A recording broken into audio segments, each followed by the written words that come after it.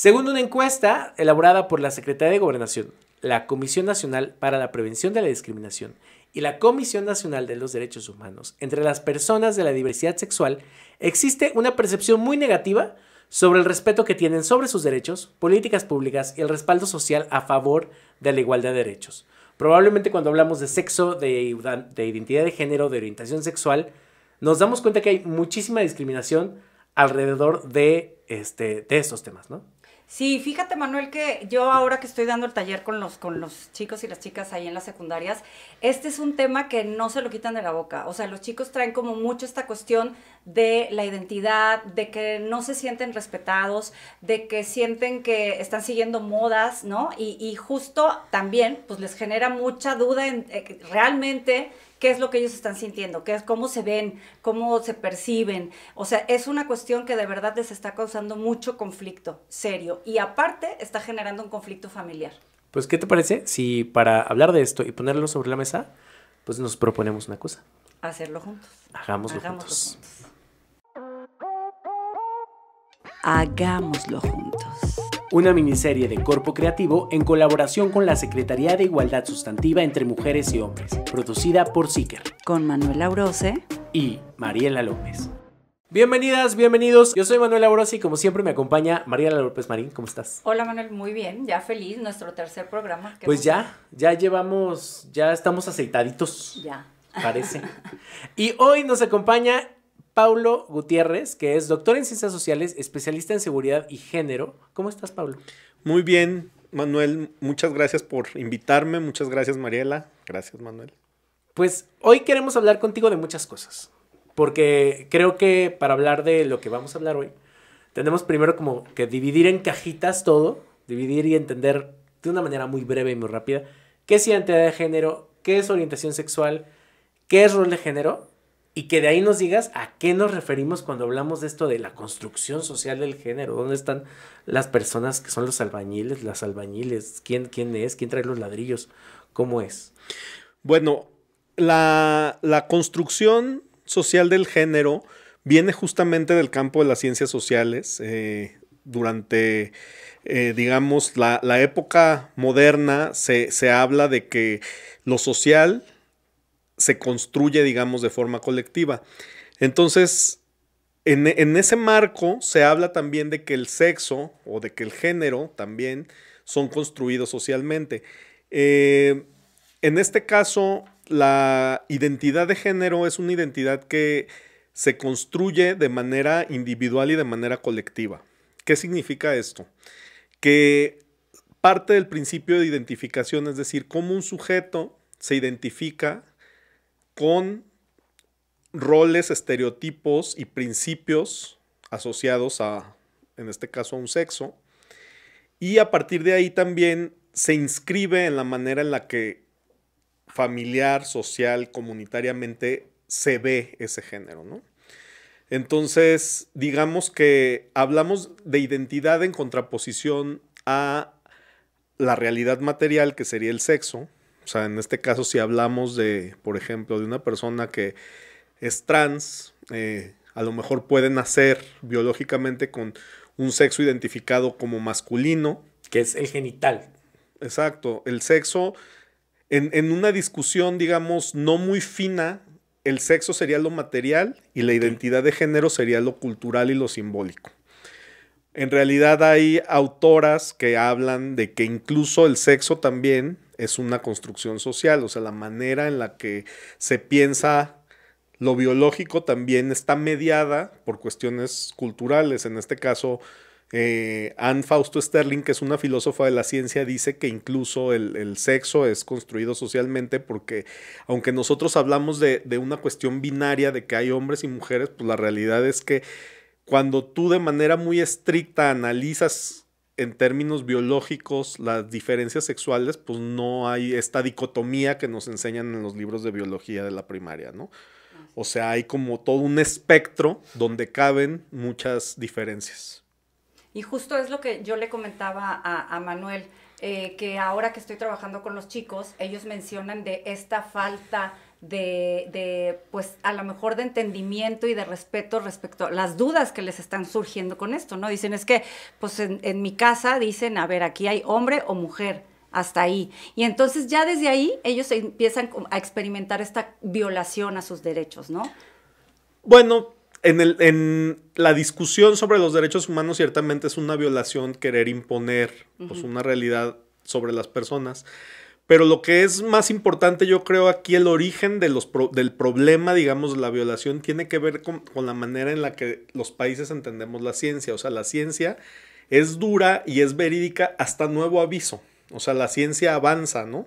Siempre está este discurso de que hay hombre y mujer y son dos sexos y ya. Pero esto recordemos que, pues, son contenidos de 1940, 1950, las últimas actualizaciones, y realmente pues México o los países de América Latina en vías de desarrollo no necesariamente somos los más avanzados en cuanto a investigación científica en términos neurológicos, biológicos sobre el tema de la diversidad sexual, ¿no? Uh-huh. Entonces, yo partiría porque antes que un tema de derechos es un tema de cómo concebimos la ciencia y los avances científicos, y luego, desde luego, una cuestión de derechos. Pero esto, claro que causa controversias y causa mucho malestar porque estos estereotipos de que solo hay hombres y mujeres también a lo que ayudan es a que la gente tengamos certezas, ¿no? A la gente no nos gusta la incertidumbre. Entonces, sobresimplificar en hombres y mujeres pues nos hace la vida mucho más sencilla para poder navegar, digamos, en el espacio público, en los empleos, en las escuelas. Entonces, toda esta violación a los derechos pues también está fundada en el miedo a no saber cómo conducirte y cómo... Pues sí.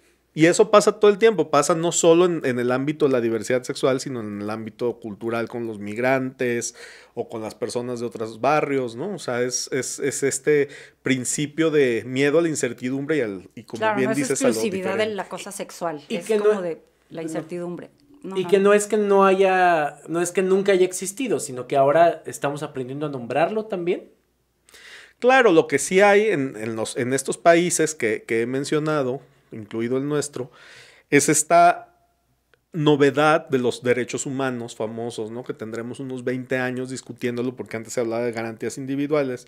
Ahora con el tema de los derechos humanos, pues hay toda una concientización principalmente en las clases medias acerca de los derechos ya más bien de tercera generación, ¿no? Que son estos derechos a la identidad, a la autoidentificación, ¿no? O sea, como derechos mucho más complejos, alejados de los derechos de primera generación que tenían que ver, por ejemplo, con el derecho a vivir, ¿no? O sea, a la integridad. Y ese es el escenario en el que nos encontramos actualmente.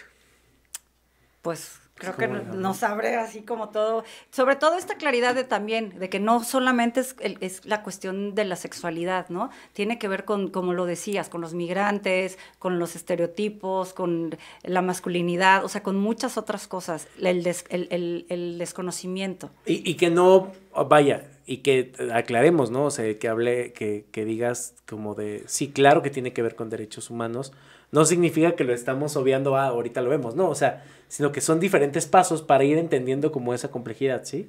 Claro. Así es, sí, estoy de acuerdo. Y, o sea, quiero insistir en que primero es una cosa de conocimiento, o sea, de cómo la gente en general en los países nos acercamos al conocimiento y a la ciencia, o sea, como a actualizarnos en relación con pues, la realidad, por llamarlo así, o los últimos hallazgos, avances sobre el entorno y el mundo, y luego esta cuestión de los derechos, que eso es ya más una cuestión, digamos, jurídica. Ahora, está esta cuestión de cómo conocemos el mundo, y luego lo que se supone que es lo normativo que debemos de respetar, pero hay una tercera parte que es la que causa más conflicto, que tiene que ver con lo social. O sea, por ejemplo, pues por más que estén los derechos humanos, eso no implica pues, que todo mundo los conozca y que todo mundo además coincida en que deben ser respetados, ¿no? O sea, eso es ahí donde se empieza a complicar. Y que tengan los mismos criterios para hacerlo. Así es, es decir, no corren los derechos y la experiencia social sobre la misma carretera, sino que corren sobre carreteras distintas. A veces lo social va mucho más avanzado que la ley y a veces es al revés. A veces las leyes son de avanzada Y la experiencia social, pues es una experiencia social del siglo XVIII. A mí me gustaría que nos quedáramos con eso para el siguiente bloque. Yo les invito a que le den like, nos sigan, compartan, que nos comenten qué es lo que quisieran saber en los próximos episodios o incluso en este mismo para poder contestarles y responder todas sus dudas. Seguimos aquí en Hagámoslo Juntos. Hagámoslo juntos. Una miniserie de Corpo Creativo en colaboración con la Secretaría de Igualdad Sustantiva entre Mujeres y Hombres, producida por Seeker. Con Manuel Aurose y Mariela López. Ya regresamos a Hagámoslo Juntos. Mariela, Paulo, estamos hablando acerca de la construcción social del género, que qué es esto. Hablábamos de que a veces gana más, avanza más rápido la experiencia social, es decir, cómo nos vamos relacionando y entendemos, pues cómo también encontramos como la paz o las buenas relaciones entre nosotros, entendiendo nuestras identidades. Y yo quisiera que nos contaras un poco, por ejemplo, hay datos de la misma encuesta que mencionábamos al inicio. Por ejemplo, las personas que son parte que tienen identidades diversas, reconocen que en espacios como, no sé, la atención médica, la policía, en espacios públicos, pues sufren de cierta discriminación o no se sienten como con espacios tan seguros, ¿no? Yo quisiera preguntarte, ¿cuáles son los principales o qué es lo que nos hace no sentirnos seguros por nuestra identidad de género? O sea, ¿qué puede tener mi identidad de género, sea cual sea, que haga, o por qué existe como, hay un rol dominante, o hemos concebido un rol dominante? Yo creo que la mayoría de los servicios o de los espacios están estandarizados para para estas identidades de las que hablamos sobresimplificadas, ¿no? Hombres y mujeres. Entonces, ciertamente existen contextos donde todo el tema de la diversidad va a complicar el tema de la atención, pero esto obviamente lo que hace es que abre un espacio para demandas donde pues, las instituciones se tienen que modernizar y las instituciones tienen que ofrecer servicios ad hoc a la población, ¿no? Y entonces si la población diversa está demandando servicios, pensémosla como un contribuyente que está demandando servicios y que tiene pues una configuración diferenciada del resto de las personas.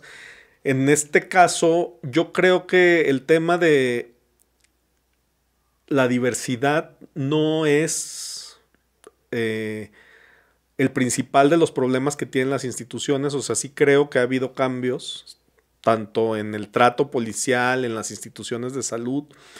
Evidentemente continúa habiendo episodios de discriminación, episodios de violencia contra las personas de la diversidad sexual, pero yo creo que este no es el escenario de hace 20 años en México, en Jalisco, incluso en América Latina.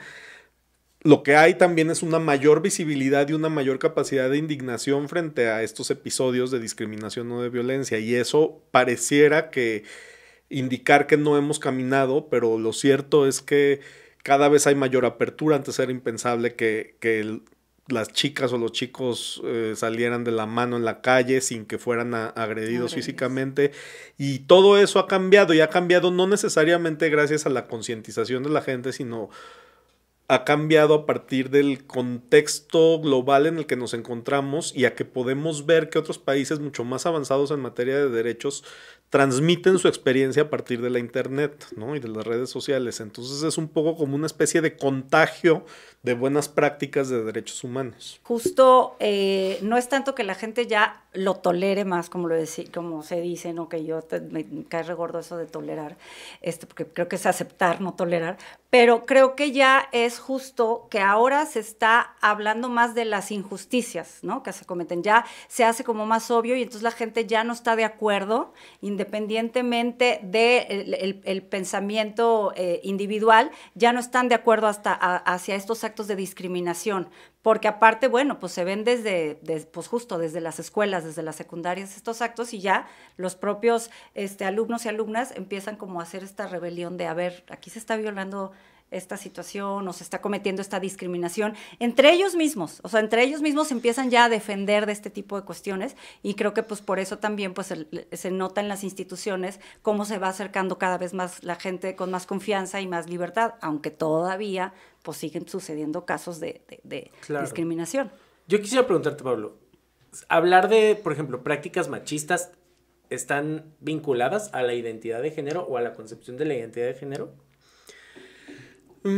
Yo creo que sí, o sea, que las prácticas machistas tienen que ver con un entendimiento de las relaciones de manera también como de dominación y de ejercicio del poder, ¿no? Y en este caso, más que vincularlo con una identidad en específico como ha sido históricamente, ¿no? Que el machismo se vincula directamente a hombres machistas, pues lo cierto es que el machismo es más bien una forma de mirar el mundo y de actuar en consecuencia, pero que atraviesa de la misma forma a hombres y mujeres, es decir, es un espacio que se ocupa y es una forma de actuar, pero que no es restrictiva solo de los hombres, sino que también las mujeres lo aceitan y lo ejercen, ¿no? Claro, sí, eso se me hace súper interesante porque tenemos como muy encasillado a que justo es mucho más violento el rol de los hombres, este rol de ser el hombre es ser violento, ¿no? Viene también desde el otro lado y se alimenta incluso mucho desde esa parte. Sí, estoy de acuerdo y creo también, por ejemplo, que sucede lo mismo no solo con el machismo, sino con la violencia. O sea, la violencia al final del día es un acto, son acciones moduladas que podemos ejercer tanto hombres como mujeres, ¿no? O sea, son intencionales, moduladas y pueden ser, digamos que, infligidas sobre quienes consideramos que son en una escala de valores pues menos acreditados que nosotros, ¿no? O sea, normalmente, digamos, por sobresimplificar, pues los hombres contra las mujeres y las mujeres contra los niños, ¿no? Uh-huh. Vamos a ir un corte y quisiera como justo en este mismo ejercicio de esta dualidad o esto de cómo el tema de los poderes, que le diéramos un poco vuelta sobre eso, ¿no? O sea, cómo podemos a veces creer que hay, o mal creer que hay identidades más válidas que otras, ¿no? O esta como no o más tiene violentas tanto ruido, que o otras. más violentas que otras, ¿no? O que cierta identidad cumple un rol en específico, ¿no? Vamos a un corte, esto es Hagámoslo Juntos. Hagámoslo juntos. Una miniserie de Corpo Creativo en colaboración con la Secretaría de Igualdad Sustantiva entre Mujeres y Hombres, producida por Seeker. Con Manuel Aurose y Mariela López. Ya regresamos a Hagámoslo Juntos. Paulo, Mariela, seguimos en la mesa hablando de entre identidad de género y construcción social de género. Yo quiero aprovechar para hacer la pregunta literal porque siento que me estoy perdiendo. ¿Cuál es la diferencia entre identidad de género y construcción social de género? Digamos que yo se los diría al público y a ustedes de la siguiente manera. A la mamá, al papá que esté en La casa. construcción de género es un fraseo, una manera de decir las cosas en la academia que se ha colado a la vida cotidiana, pero que no debiera estar ahí. Okay. Pero, sin embargo, es importante rescatar la noción de identidad de género, porque la identidad de género es con lo que lidiamos con las personas y principalmente jóvenes que actualmente están pugnando por derechos y que se sienten identificados, identificadas e incluso identificades, aunque cueste mucho trabajo, incluso a mí mismo, como entender este espacio de lo no binario, ¿no? Porque al final del día hay críticas incluso dentro de la diversidad sexual que dicen, bueno, es que si tú te dices que eres una persona no binaria, de todas formas quedas dentro de la retícula de lo no binario y lo binario. Uh-huh. O sea, sigues quedando en un espacio donde esta persona es no binaria y esta persona es binaria. Ajá. O sea, al final del día, pues no te escapas de esta disyuntiva, ¿no? El tema de las identidades a las que nos enfrentamos con el auge de internet y de los productos culturales que se importan, porque esto tiene mucho auge a partir de los videojuegos, de todo el tema de los mangas, de todo el tema de la posibilidad y del abaratamiento de las cirugías estéticas y de reasignación sexual. O sea, hay toda una serie de productos, digamos, de instrumentos, de espacios culturales donde la gente puede transitar a muchas cosas, ¿no? Esta discusión, aunque parece novísima, realmente pues es muy antigua, ¿no? O sea, si nosotros pensamos en los migrantes, todavía existe el estigma y el prejuicio contra los connacionales que en algún momento migraron y la gente te dice, es que fulanito tiene un nopal en la frente y nada más quiere hablar inglés. Como si la identidad nacional no pudiera transformarse también. Claro. Como si yo por tener rasgos mexicanos y que mis papás migraron y yo nací en Estados Unidos y no hablo español, yo no tuviera la posibilidad de yo ser un norteamericano. O sea, como si hubiera una materialidad que me restringe a lo que tú ves como mi origen. Y entonces al final hay algo o alguien, por decir, simplificarlo, que determinaría qué es lo que cabe en esa caja. De acuerdo a los prejuicios de quien mira. Y cuando hablamos entonces de estas identidades diversas que, digamos, salen de la dualidad normativa que conocemos, hay cosas más importantes, menos importantes. Probablemente hay cosas que han estado presentes y hay gente que dice, o sea, en lo no binario dices, bueno, yo no me quiero identificar porque este rol o este traje no me queda o no me gusta y este traje tampoco. Sí, pero yo más que entrar en esas honduras, lo que rescataría de la discusión de la construcción o de la identidad de género es que las identidades se construyen como una alteridad. ¿Esto qué significa? Que las identidades siempre van a ser identidades en conflicto con las otras. Los hombres respecto a las mujeres, los heterosexuales respecto de los homosexuales, los bisexuales respecto de los otros dos grupos, los árabes respecto a los judíos. O sea, acuérdense que la identidad es como las capitas de la cebolla. O sea, uno tiene una cebolla y entonces tú tienes una identidad de género, ¿no? Piénsenla para su interior. Tienen una identidad nacional que es compartida. Así es. Tienen una identidad laboral, porque no estamos aquí constructores ni, o sea, ¿no? Claro. Entonces acuérdense, identidad de género nacional, identidad laboral. Hay quien tiene una identidad deportiva, ¿no? Que te dice, yo soy de tal equipo o de tal equipo. Así es. Entonces la identidad siempre se construye en función en contraste con un otro. Y aparte puede cambiar, ¿no? Y puede cambiar. En el momento que yo quiera. Así es. O sea, yo puedo decir, así como lo pusiste tal cual, hoy le voy a tal equipo, pero la próxima semana le quiero ir a otro. Es. Y sigue siendo mi identidad. Y si migras y vives la mitad del tiempo que te queda de vida en otro país y te construyes identitariamente, no vas a ser solamente mexicana. Claro, claro. Así es. Regresando un poco a lo que decía Pablo, ya entendiéndolo, ¿no? Ya le entendimos. Una cosa es que sea práctico para etiquetar y entender rápidamente, simplificar así de, bueno, verde, naranja, rojo. Y otra cosa es negar que esa fluidez o ese tránsito existe. Ahora, a lo que quiero volver e insistir es a que las identidades como se construyen siempre en conflicto con un otro. O sea, para los efectos que estamos aquí conversando, lo que hay que procurar son espacios de negociación y de paz. Acuérdense que existen identidades asesinas en países de Medio Oriente donde la gente, si tú eres judío o si tú eres sirio, te avientan claro. La gente se avienta bombas. Nosotros no experimentamos ese tipo de cosas, pero desde luego hay crímenes de odio, hay violencia específica contra las mujeres, hay violencia contra los migrantes, hay violencia entre las distintas barras de equipos de fútbol. Claro. Horrible. Entonces el tema de la identidad no es algo que uno hay que afirmar, sino hay que entenderlo como un problema y como una bomba de tiempo que hay que desmantelar. Es decir, tú te puedes creer lo que tú quieras y puedes ser hincha del equipo que tú quieras, pero de lo que se trata es cómo conservas que la convivencia sea pacífica cuando te encuentras con el otro en contraste del que te construyes. ¿Y cómo podemos justo ese punto me gustaría como aterrizarlo? ¿Cómo podemos justo desde nuestras trincheras, cada uno de nosotros, ir buscando y encontrando y provocando estos lugares más seguros?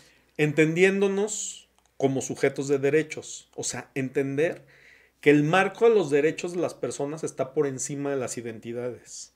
Porque solamente así vamos a poder rescatar a una niña de Oaxaca de que la vendan, porque es que en Oaxaca se venden a las niñas. Claro. Es que y ahí es su sí identidad cultural. Entonces la identidad cultural permite que suceda, y ahí es donde uno dice, sí, pero el marco común de los mexicanos es que los derechos están por encima de las identidades. Ok. Y así, o sea, en esta mismo, aterrizado en casa, papá, mamá, creo que mi identidad es tal. No, o sea, otra vez, más que pensar en la identidad, lo que hay que pensar primero es que nos cubre un manto de derechos. Entonces comenzar a pensar a los hijos antes que como un sujeto de la identidad, de que mi hija es trans o mi hijo es gay. Hay que pensarlos primero como sujetos de derechos y en ese marco pensar las especificidades, pero eso es un segundo paso. Es un segundo paso para acercarte. Para tener una mejor relación. Para empezar a tener pero tú apertura, tienes que partir ¿no? de que son sujetos de derechos. Sí, no dejó de ser humano, no dejó de ser persona. Es más, claro, yo diría, incluso te puede caer mal, incluso puedes no estar de acuerdo, pero si tú te restringes o si tú más bien te apegas al marco de derechos, pues tú le vas a tener que dar alimento hasta determinada edad, vas a hacer que vaya a la escuela, que esté bien, aunque te cueste. Porque justamente eso es lo que nos hace la convivencia pacífica. Pues Pablo, muchísimas gracias. Ahora sí que nos hemos dado un viajezote entre la identidad del género y la construcción. No, y creo que nos da muchísima claridad, ¿no? Y yo creo que al público también porque está mucho esta confusión desde los chavitos, los papás. Es difícil para un papá, para una mamá, para un maestro, una maestra, poder tocar estos temas sin tener esta claridad, ¿no? Y creo que es, bueno, justo de eso se trata, ¿no?